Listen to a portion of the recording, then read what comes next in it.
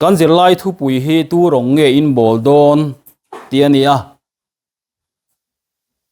Israel fa te pathianin ai gupta tanga hruai chua khan a hring ranin pathianin a hruaya an ni ang reng pathianin a hring rana hruai an momo huna practically in an ei turte a peya an fel lo le a hrema an him lo deuh don le a hum hal boka ti chuan aru lang kan ti physically in leilunga atakin a hruai mol mula pathian dang be thei po a an lan lo lai khan Jordan an han kan meu chuan ram an han lu don chuan Joshua tu rongein bol don ati thar de angai ta a kha voin ni a hian apoi mo thar takhop maya Christian kumza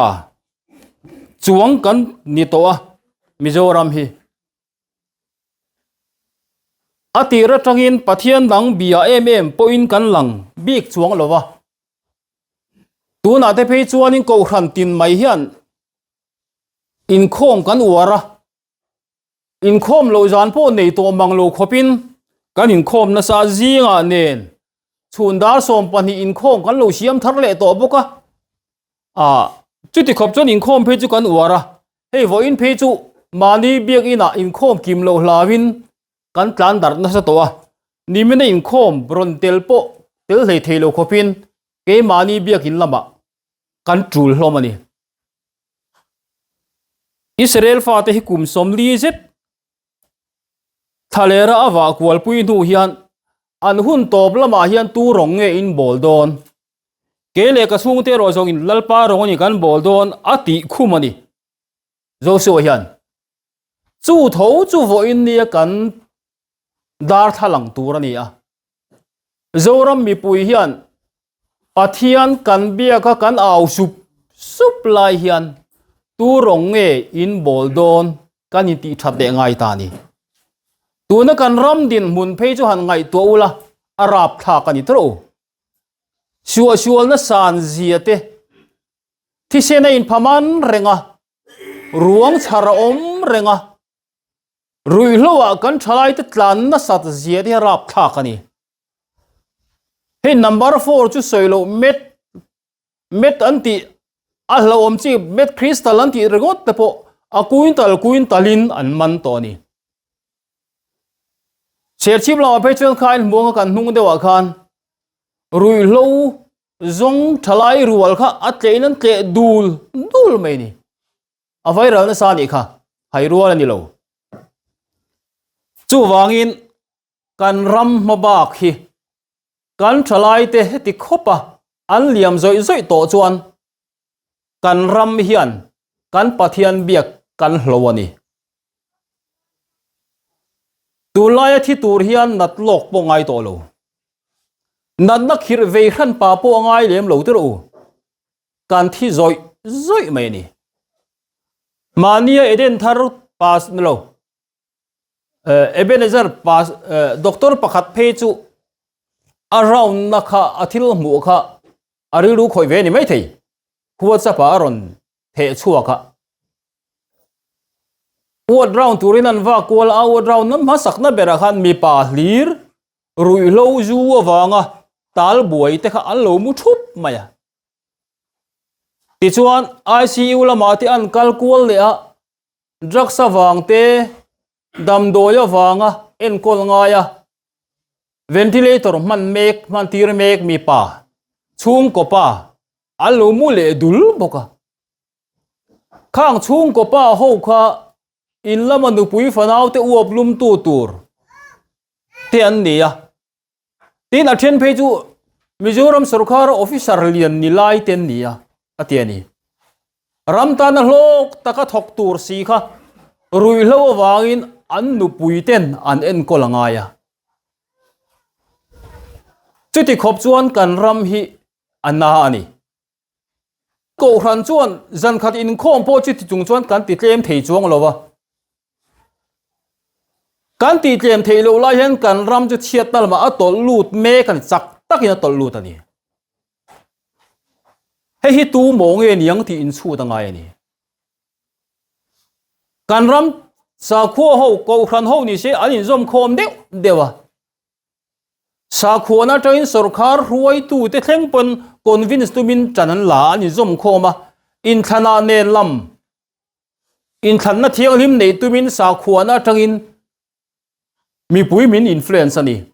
min control ani ro rel kan tu mani sa kho na tangin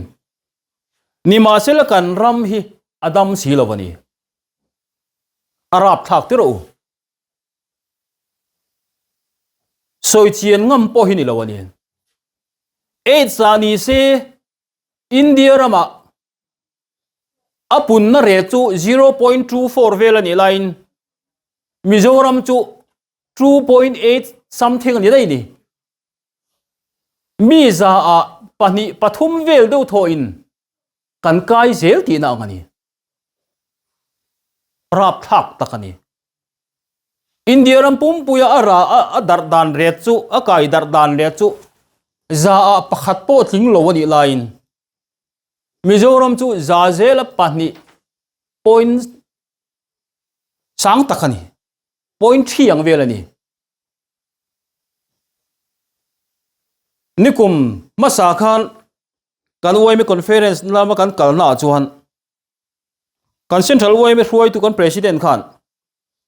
Mizoram age dar dan san zia chu soingam poni lo keni hi achunga kan thlamuang wiawa pon lama train minon vei pui sian te ni rap thak lu tu kani chung chu kan ram din munani me kani a theina zona pianga hian kan heka kan din huna thalo hle ni te kha thuma tan kan soi thok thok ani he bible chiar tur kan zep tre mai kan chiar se nga ngemo chiar se lo le rem chana pianga kan soi chop to mai ang chu joshua bung som ni le pali chang som pali tang hian kan chiar ange joshua bung som ni le pali kan thu pui be chan kan thu pui na reference da ania chang som pali le som panga chu wangin lalpa chu ti ula ti tak zet le dik takina rong chu bol ula in tha tu ten luira le ai gupta rama an rong an bol thin pathian te kha pai vekula lalpa rong bolang cheu tin lalpa rong bol hi tha lo o manga in ria chuan voina hian tu rongin bol don thlang mai ro in tha tu ten luira la rongan bol thin pathian te khange in luaram amor ho te pathian te kha kele ka chung te ro hi zongin lalpa rongania kan bol don ni ati a korinthon khat bung som chang som hnia chuan zentel te in thoina chu pathian laka ni lovin ram huai ho laka anin thoi thilani ti ka soi zo kani tin galatia bung ni chang som panga hian keni zong zentel misual te ni lovin judami reng piang kani ola soini tin fsc bungli chang som pali hian zentel te churil rupoi loilo puwa an om angin om to su atia zentel te hi chhuwa chekhop mai kan bible hian Thessalonica thon khat bungli changli a chuan pathian hello zentel ho te anga hurkonga chak lovin da tiani zentel ni hi tam tak chuan kan khe lo khop maya tin tir kote bung somni pariat chang somni paruk thui kan chiar thela lokange he chi tin he na hian wa soiro beng zongin in khena anga angai na ero chu in khe top lawang mu zongin huna anga khiat ero chu in khe top lawang he chi ti thin lung hi alo cholol ta a an beng te alo ngong dewa an mai mit ching boka chu ti lo chuan kan meeting kan muanga kan bengin kan rianga kan thin lungin kan khe bokanga kan hoi kir le anga anin min ti dam hlau da ange an ti a kan pathian tu chiar te lalpan kan zatan malmin som sak theu ro se amen Israel te hi kan han be chana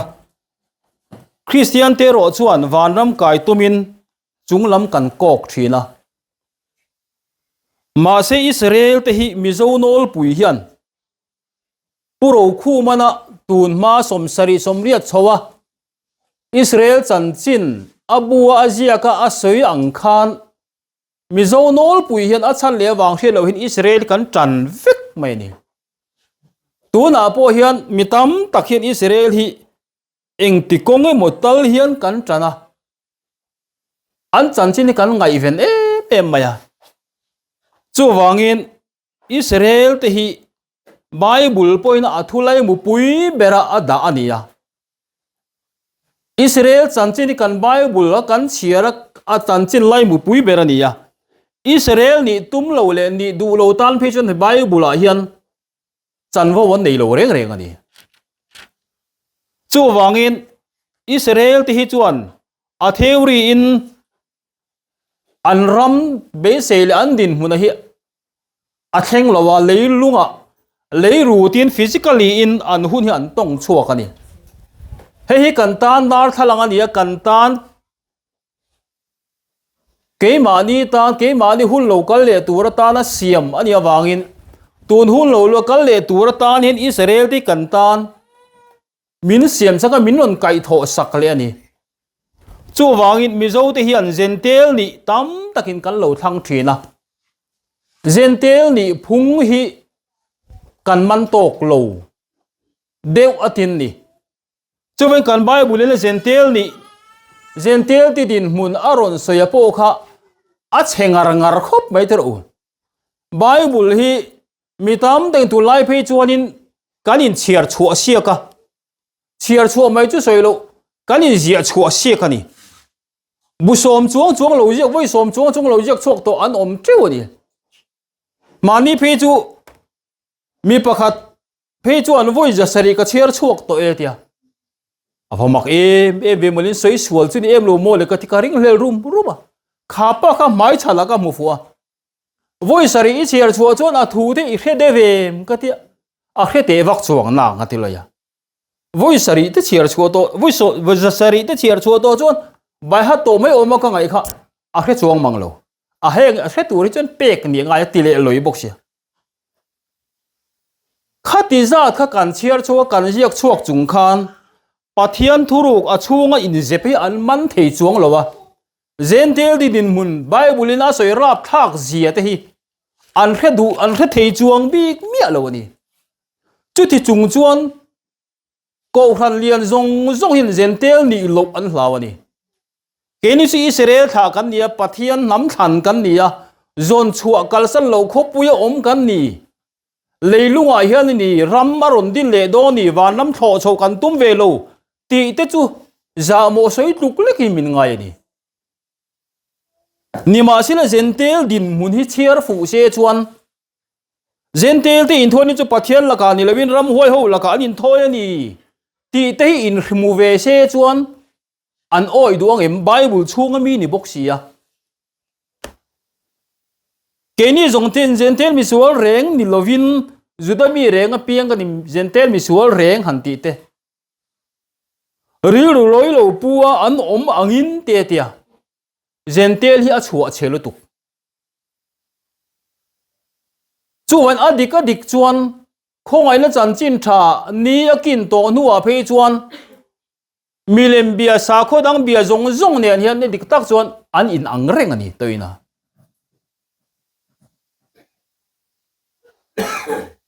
nimila kan ngai tha Solomona nilo Samuela pui thiam na a tho dona pui thiam Elia pathian ina a pui thiam na a thak sak lai khan chut han chiar non le ula pathian khon war pu ami tak ma khan Samuel no pang te khan kum thum mi vel lek khan pathian ko na a heta dai maya kha tu na kan dar thalang he ni ko khan senior kum za chuang to pathian thua dam rei to nima se la pathian tharau engmoti tia la chen chil ve de ureu top trep to si khan khon war kha mit tre pania a eng chule eng ve teng teng eng emoti dam na pot an la ti ve the ni chu ti lai chuan Samuel khan pathian atang ko na adonga Samuel ati to nu khan pui thiam Elia kha voi khat ma pathian na benon to lo reng pathian o kha khe to lo reng chu wangin pui thiam Elia po kha hlau thon nei na khat to a pathian in ko che ni chu ti ni chan dan tur te a khila a chan che point pathian in ko le che point a thu khil zong te chu min khil vek don team lo win ti hial ani a din mun tur kha chu a khe thoi de wani ti chon Samuel kha pathian in ko a thu khil ma sak ber chu pui thiam Elia te chiat to tur thu kha ni an chung ko chiat tur thu kha ni soi ma sak ber ni chu vai voin ni a po ko khan no pang te ni in kum tam kan la ni lo lai pathian o ke ni hian kan khet la ta le lama tharau ti ani khom pui mup thei lai mek lai hian ke ni lam hian pathian o kan khet thlat mai ni chu wangin nimi la khan kan ngai tha chiang tok viamin ka hria chu tho chu ani voina po hian Joshua Israel fa te kanan raman lu don tu rong nge in bol don ati non le kher na chan kha alang reng ani ai zom vek awai hian atong ka madang mai ani Israel mi puite khan he ta Moses hul lai thangin pathian an be chho renga Moses kal tangin ruai chho renga anti diglo Moses a khila Moses anom dan tur zong a kai ruai chho veka pathian nen biak reng Maser man lut don ta kanan ram an nai ta an lut don ta Jordan ral kai ta ngoi ro tu rong ngei in bol don ti chiang thar le teu ti tatlat me ni pathian ngai reng kha an bia in lang Israel fa de khan mileman be em lu tuk big lo bal man tluk chang chuan pathian na rema sual bo zol le phun siar zol kha chu pathian in ti tlu vek a pai vek me ni chu voi ni a po hian zoram mi pui te hi tu rong nge in bol don kanin ti thar le ngai ta ni kele ka chung te zong in lalpa rong ani kan bol don ni ati khum kal mai ni chu wangin pathian ma kun renga in ngai ho hian pathian rong an bol tatlat lo mai ni Eliza le Baal pui thiam ho tong trai po khan zathum rual tong trai kha pathian au ei phak tat lo mai ni lalpan ti ve tho chu wang tong trai an pe ve tho le lampon ma se an tong trai na ka theng zo tat lo mai ni voin ni a the pa to pa rong kan bola tholom tam taka nuai te lan tho rui lai hian kani khom pui hun bi te po akal mup lai hian kan ram chu atlu sop to ni at che to ni kan ram chiat je rap tha kani Sodom le Gomorrah kan thleng to ni kan sa khuana hi tu man an za to lawan hlau to bok lova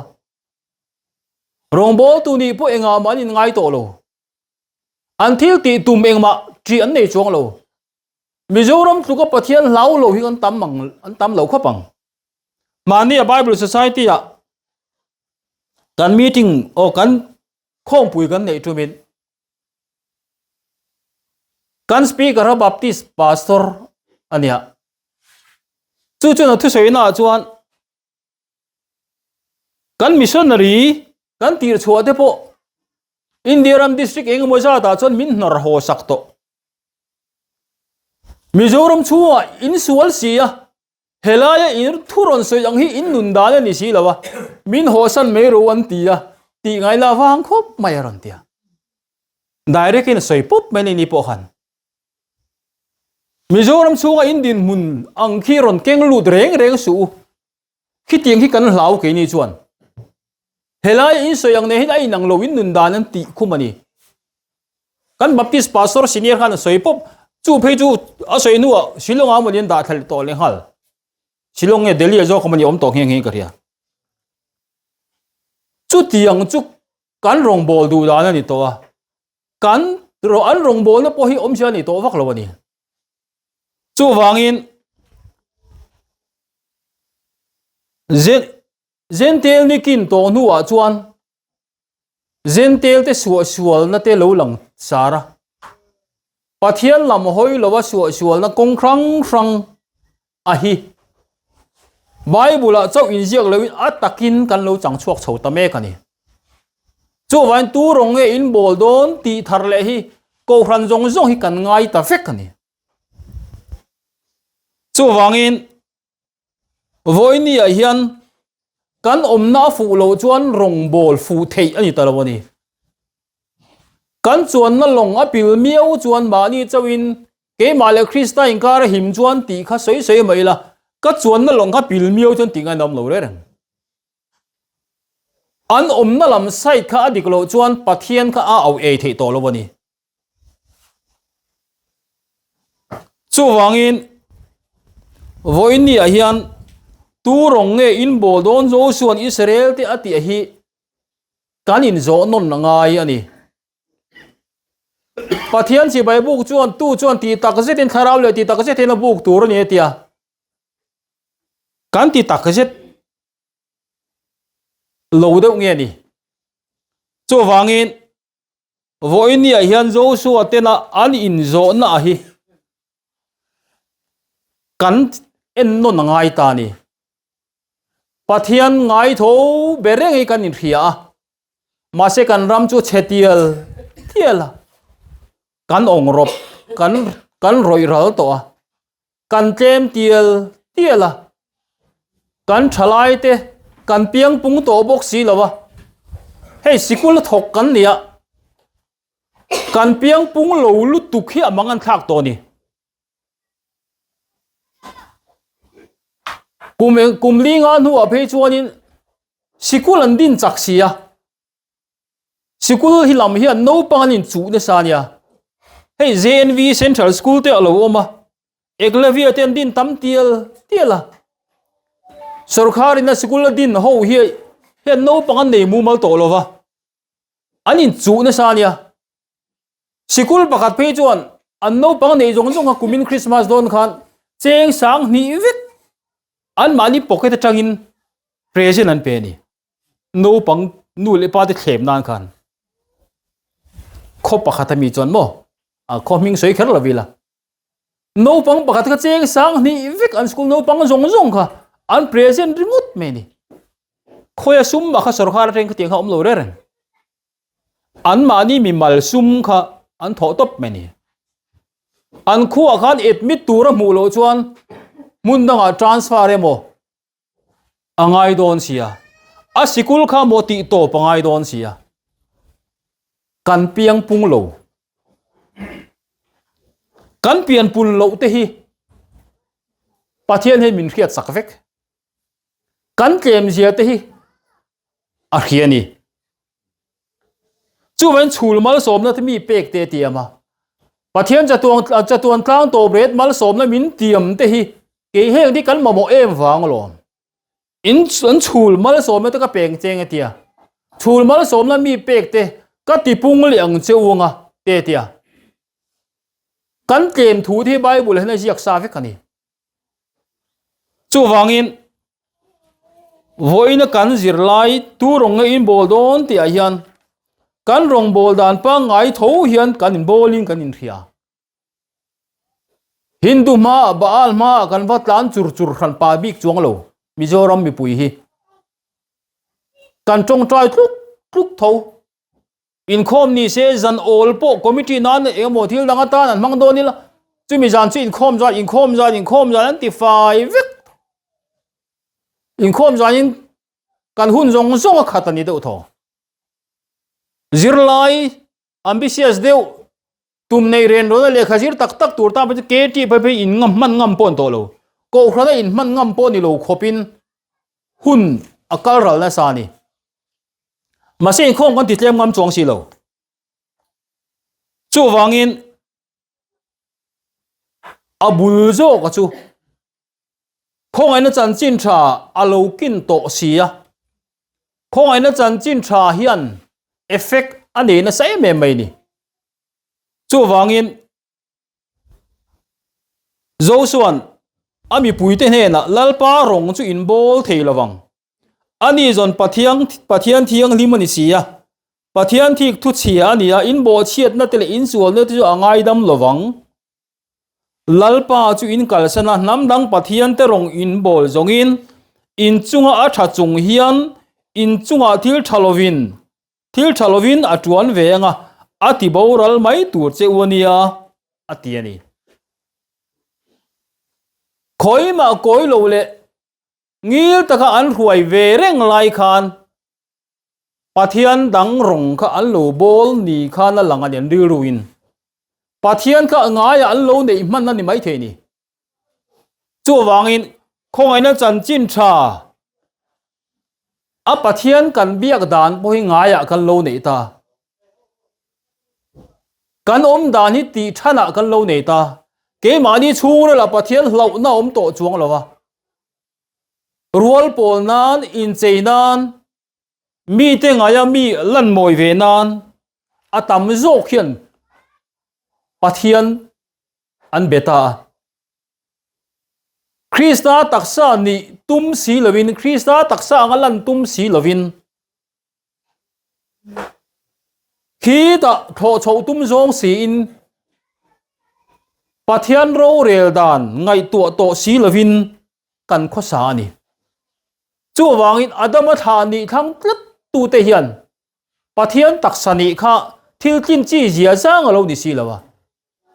isu hi adama thate man tiringut me lo ni reng si lawa pathian in eden huana adama le evite a no chua kha bible bupum pui cher chua dap po hian voi khat ma a admit le na ala ga le asu le na la om lo re chú wan adama thani chu Adam ali athale ta zong theng khan leilunga hian anut nge ano chuan kha apa ngai reng ani nun na thing an lo le po a hlawa wangin me khan dai vir to in aven tir hial ti ania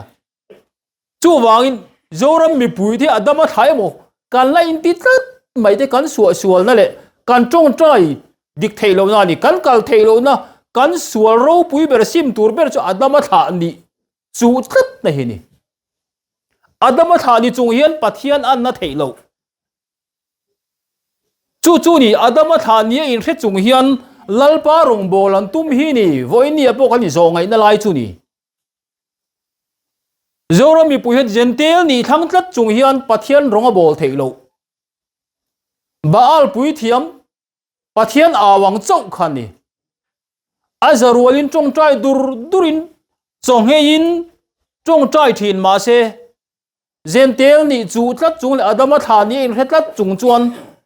in chum thi pheng phung ma se om zia nei lo lalpa no chua sa khan nir ngot mai ni pathian hian ama tel lo mi hing hi chu engzat ma hi engzat po ni se ti bo ra hi a khe lo reng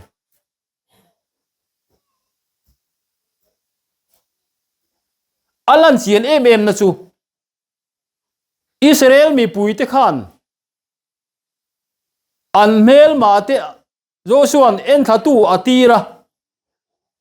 mi som sarizet mai kha awatira kha ho in an thil wa hu chua kha mi pui nan lo pom pui zuya an la ka jong kha wang le kan ni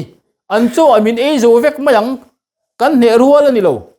enga tinge pathian ne min lo huai chua kher kan tan ai kupta khan than te om lom ni he tiang thalera tulum mai tur kan tu le fa te zong hian lo man ve kang salan man ve kang tia an phun noi mur maya pathian thok loka mai mai seu Joshua le Kaleba en thatu te pahni lo hi chuan Kanan ram ka hruai lu tur chawi pakhat man thleng lawang aba chu kong la in tlum ve ka ngati mi me ni engizat nge hruai chu khati lai khan ami pui kha pathian la kalung oi lo le sual boli engizat mai pathian uya nei lo re ati lum vek mai ni apai vek mai ni pathian thu oi lo hi chu enga ma hen pathian in za ta sei lo re no pang ne nu nau ne Peter putar that fai vek ro ati zel mai ni zora mi pui hi atak sa tharatan ami atan anam thanangin min ko ma se ama pom lo le zentela in ngai tat pathian tu tlung lam hoi thadu reng lo hi chu engzat po hi anol thak mai ni ingatan mati lo a hrik po thak tham lo kan thi vek hi apoi ti reng lo chu wangin Joshua khana uluk em mai ni chu ven vo in ni Joshua na ami te ho azo na ang chi zoram mi puhit voina kanin zo ngai ni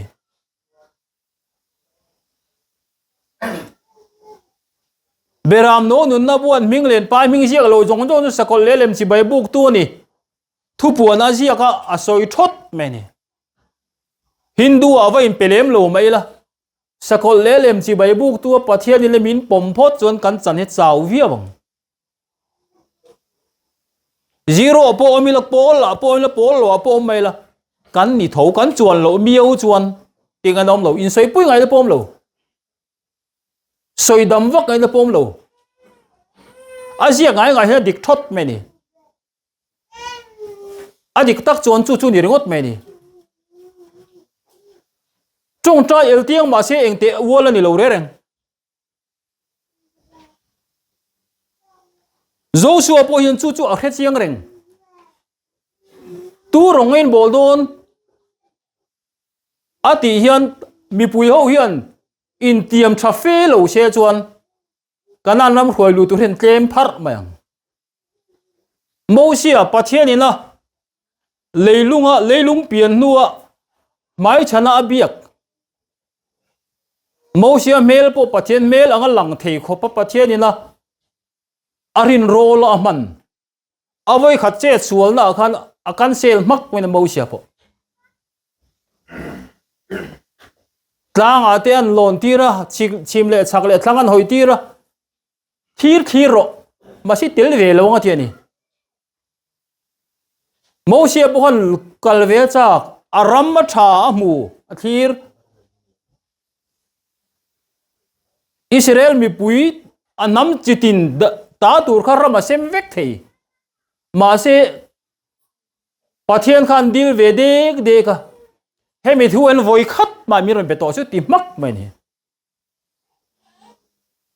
pathian al tat chuan zentel mi pui zentel ni la thang tat tu zoram mi pui chiat na hi engdang ani lo zentel na chu ataksa kha pathian taksa ani ser khang turani rolo tu turani ti ain khelo pathian taksa ni ti ain khelo chu tiang mi hring chu pathian tan hlut na om lo reng he lai milim ban som nei bian hai nang reng trong trai tlut mai kan trong trai mai ani om se nei lo ni kha lam mai lo om se nei chuang lo kha tiang mi hring kha a lam tlut lo lal so la po pathian in a kan sel to nu akhan a lal na thak to nu akhan lal davida azon na akhan pu ka thaler pu akhan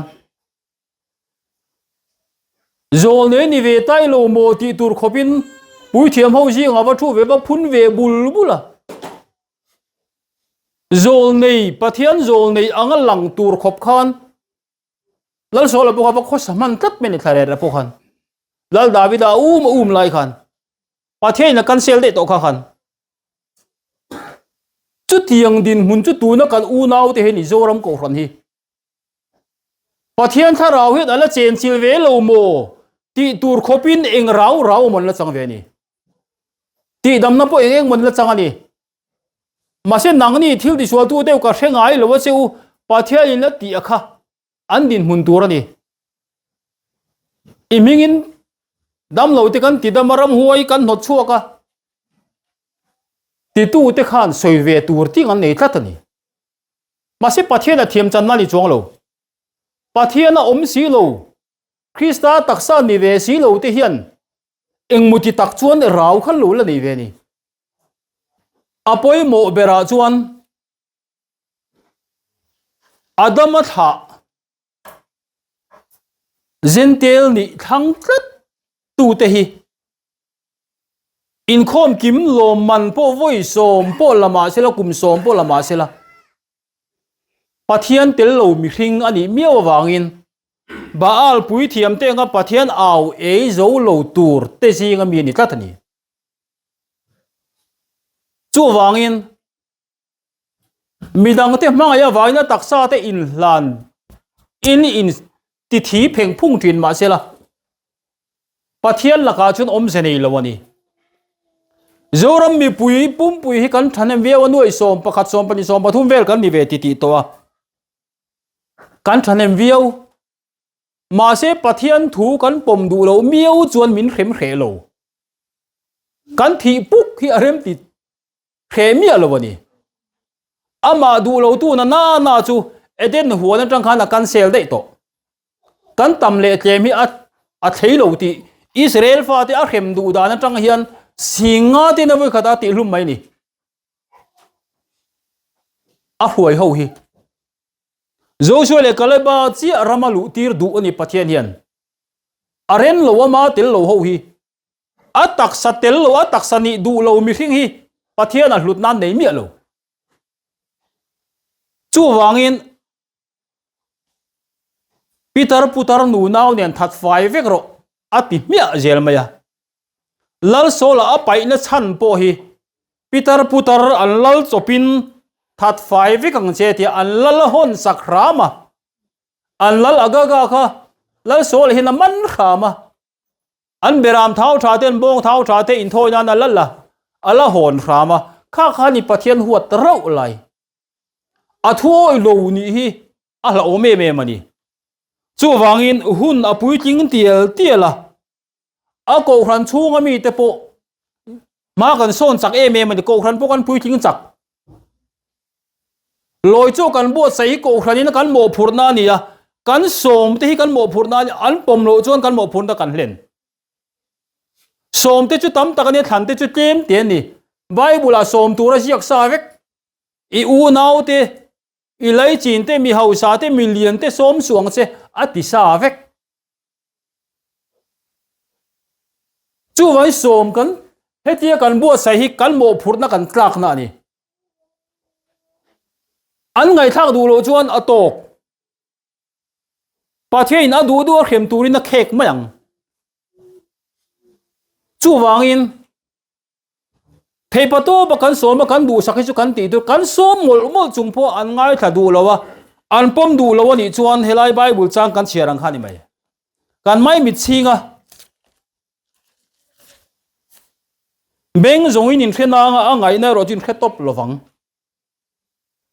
kan soi tam to angai na tak takan khe chu chuang lo mu zongin muna anga khiat rotin khetop lovang ti mi mai ni hemi tong ka ma hi thu thung thara po marka po je ka Isaiah po je a je tamlu to hi helai thu tha hi he chi ti thil lung hi alo cholol ta an mai mit ching boka chu ti lo chon kan mitin kan muanga kan bengin kan rianga kan thin lungin kan thebokanga kan hoi kir le anga ani min ti dam lau da angi an tia Pathian ina a koi her zo lo tur mi hring hian tam hle ti dani kan som tam takte ri ru put phung tur ni hi ni masila tun Pathian thu chu chung ko thu ni ya thi sen tu thung tharani angin thi sen na kan zom pui de kan mangai te hi kan som ma sa zel ani thi sen na kan zom pui de kan som ma sak zo a kan then ru la kan thet dar kan extend chawani kan chung te kan lai chin te kan nu le pa te kan fa te kan u le nau te kan hiat ang hi hria se ti in nun na bu apo kan seng lu ta asan chu Peter ne na thu ne na vor top vanram chabi kol le phor po wana po phor le ai phel chu wana po phel ani yang ti khopa pathei na Petera thu ne na po wara pe ka ka chang tu kan ni miaw wangin le kan phur ni hela le kan phel chu kan pi le pu mual liam to te tharau ko khandang lo to po kan phel chuan nun na bu kan seng lu chuan thole na ni ya lalpa na kai tho ve don ti kan chiena wangin chu chan vo ro puilu tuk mai chu hre ve se kan du wang ni ma se an khe thiam si lawa an khe thadu lo fo mai ni ma se ti ngai nom lo kan tan kan chan kan ti tur kan ko tla kha kan thi sen mo kha kan tling tla ti na ni kha ti ngan ngai al li ka liam to chun ti ngai nom to lo chu wangin Josuan tu rong in bol don ke le ka chung te zo in lalpa rong ani kan bol don ni ati hi zoram mi pui kan au na ni voini a hian tu rong in la bol zel don adama tha zentel ni in la thang zel don em ni zentel din mun chu bible hena soi chiang to a chelu tuk zentel ni chung hena that thei lo zentel tin thoi na chu pathian la ka ni ram hoi ho la ka in thoi thi na ni ti ka soi zo ka ni te tir ko bol hian korin thon khata hian a then a hian zentel mi sual renga piang te tia ri ru loi lo puwa ang te na chua chung chu zentel ni da na ni in mi mal khan chung em chu pulo in in khemala zentel ni thana zentel jing kan lui tlat chuan khatiang pu a khan lalpan min class tho tho ani chu wangin tu rong ei bol don Joshua na ti hi kan zo no na ngai zo ram mi pui kan zo ngai mani lo ka state day of prayer ni a khan trong trai rol ko khan zong zong an tia a ko khan ang khan min tron ti tel ve chairman a ka tang ve a kan ko khan lam chon kan ngai sang vak lo ba asan chu adam a tha ni chung khan trong trai mai la kan trong trai na ka theng sang te vak lo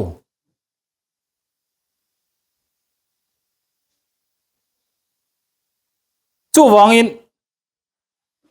ma se trong trai theu kha kan thlen chin khai lang lo ni a tak sa thara te ta na trong trai kha chu pathian khan angai thawat me ni a tak sa thar ni po du ve hlei lo zentel adam tha ni thang tlat ngar tu te trong trai chan kha pathian hela ba em mi lo ni chu ngal voi ni theng po a so thei mi lo ni chan trong trai ni sa lo in khom po kan in khom na sa ma se so thei si lova kan che zual zel kum telin kan chiat zual zel na hi pathian rem ruat ani kan ko khani min vor sang zelang a thim po le kan pathian thu helang sar do na ni zora ma trama tlanga ti po pathian thu taka trama ni soi ni thu tram na tlanga ko khran da nga hian pathian thu soi tu rom to lo an mi thi vui the ngai tu deu rap thau lu tuk an pastor tam tak thu soi tu khiat lo rap thak je an khong ai thak ngoi ani pathian thui le lama hlum le char char ani kenin tho phat pon soi sel lo kan nei sia atak sa thar ni du lo na chu akara hlang la lo the lo ani chu wangin tam tak chu som mai la beng zong in thena nga ngai no thla chong lo ang ti hi a thu bible a jiak sa ni heyan chan vo ni sa tlat kan som ngoi tam tak je lo kal lop lo tup turan om sa tin mi tam taki pathian thu ngai sak lo hrim hi an ni bokan tam to chu wangin anol puya lo hum na ho na chi hi ni lo kan pathian thu hi mi huai sen te kong ani ya Timothean